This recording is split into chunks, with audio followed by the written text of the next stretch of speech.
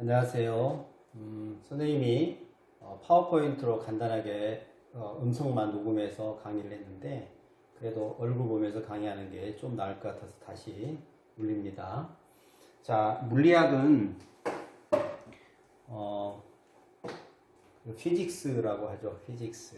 그래서 다들 어렵게 생각하는데 기초부터 천천히 선생님이 설명하려고 해요.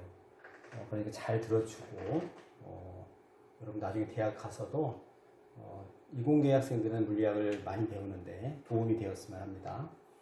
먼저 첫 번째 단원이 역학과 에너지. 역학과 에너지. 역학, 힘이라고 하는 거죠. 그 다음에 에너지. 그래서 전에는 힘과 에너지라고 했는데 지금은 역학이라고 하고 표현을 해요. 그 다음에 힘과 운동. 그 중에서 속력과 속도.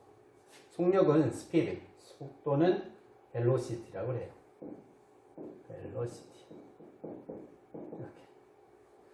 그래서 요 앞에 V를 따서 이렇게 속력이라고도 하고 속도는 이렇게 화살표를 써서 방향을 의미한다.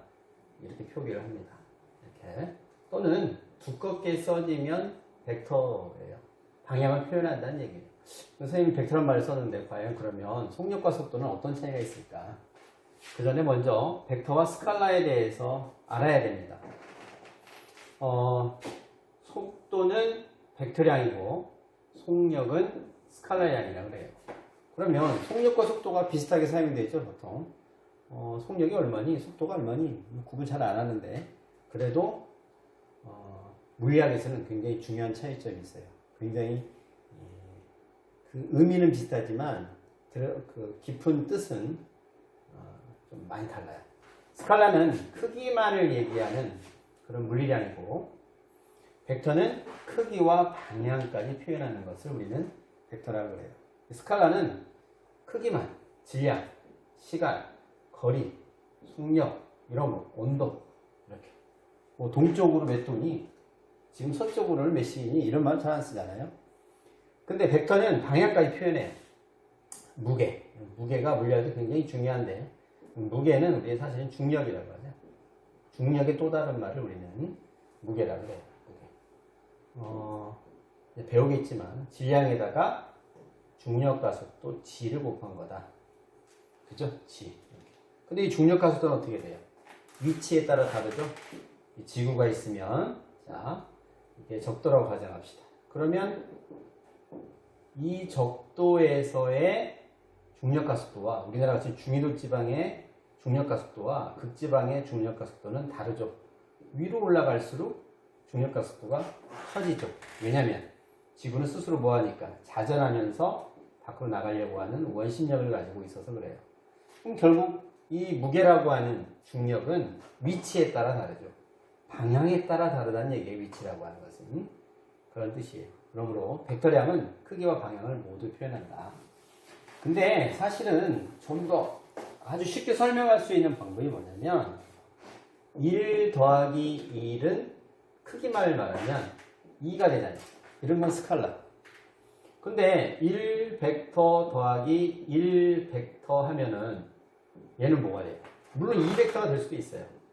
오른쪽으로 1만큼 갔다 또 1만큼 가면 오른쪽으로 2만큼 간 거죠. 그러나 보세요. 1만큼 갔는데 이렇게 60도로 또 1만큼 갔어. 그러면 출발점에서 도착점에 직선을 그으면 얘가 1이고 얘가 1이면 얘도 1이죠. 그러면 2가 아니고 1벡터가 될 수 있죠. 물론 방향은 달라지지만. 그래서 이런 말이 나올 수 있다. 그게 아마 스칼라와 벡터의 중요한 차이점이 아닐까 이렇게 생각이 들어요.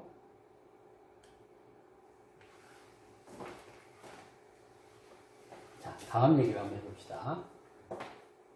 자, 그러면 이동한 거리하고 거리와 변이에 대해서 한번 알아볼게요.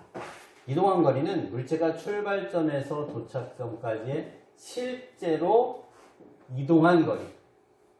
그래서 S라고 표현을 하죠. 그러나 변이는 좀 달라요. 변이는 영어로 displacement.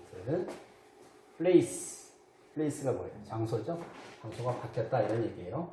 변이는 도중에 운동 경로는 생각하지 않고 출발점에서 봤을 때 도착점의 위치, 거리, 그거의 직선 방향을 우리는 변이라고 해요. 표기는 S에다가 이렇게 화살표를 쓴다는 얘기는 방향을 표현한다라는 것을 의미합니다. 예를 한번 들어봅시다. 출발점이에요. 출발점. 자, 어떤 물체가 A점에서 B점으로 간다고 해봅시다. 그러면 위로 갔다가 아래로 갔다가 위로 갔다가 아래로 갔다가 위로 갔다 아래 갔다 이렇게 도착했다고 봐요.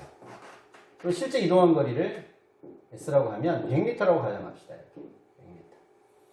그러면 변이는 그럼 어떻게 되느냐? 변이는 출발점에서 보았을 때 도착점의 위치니까 최단거리, 직선거리가 된다는 뜻이에요.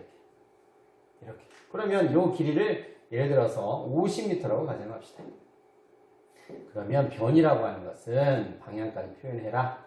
출발점에서 봤을 때 도착점의 위치는 오른쪽으로 또는 동쪽으로 이스트 이렇게 50m 지점에 있다. 이렇게 표현합니다.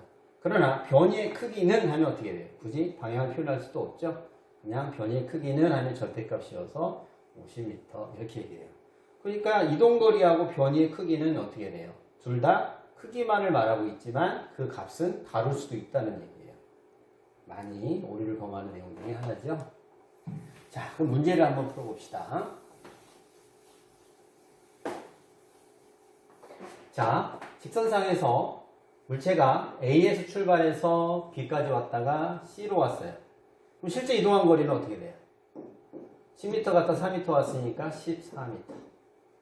그러나 변이는 어떻게 돼요? 변이는 10m 갔다가 4m를 왔는데 출발점에서 봤을 때 도착점의 최종 거리는 몇 미터예요? 빼니까 6m가 되겠죠. 그러나 여전히 출발점에서 봤을 때 기준점이죠. 어디에 있어요? 오른쪽에 있죠. 오른쪽 이렇게 얘기합니다. 이렇게. 여러분 다 지금 판사하고 있죠? 노트 만들어서 올해는 유임을 나가지 않고 노트를 직접 하면서 공부합니다. 자, 이렇게 표현할 수 있어요. 자, 또 다른 문제 하나 봅시다. 아까는 직선상의 운동이고 얘는 이제 네 방향 2차원이죠 이게. 그죠? 평면에서 A점에서 경로가 여러 가지가 있겠죠. 이건 실제 이동한 거리고 A점에서 B점을 갔다가 C로 갔다고 가정해봐요. 그럼 이동거리는 어떻게 돼요?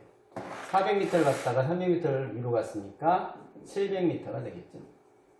자, 그러나 변이는 출발점에서 봤을 때 도착점의 위치는 출발점에서 봤을 때 자, 우리나라 지도를 한번 그려볼까?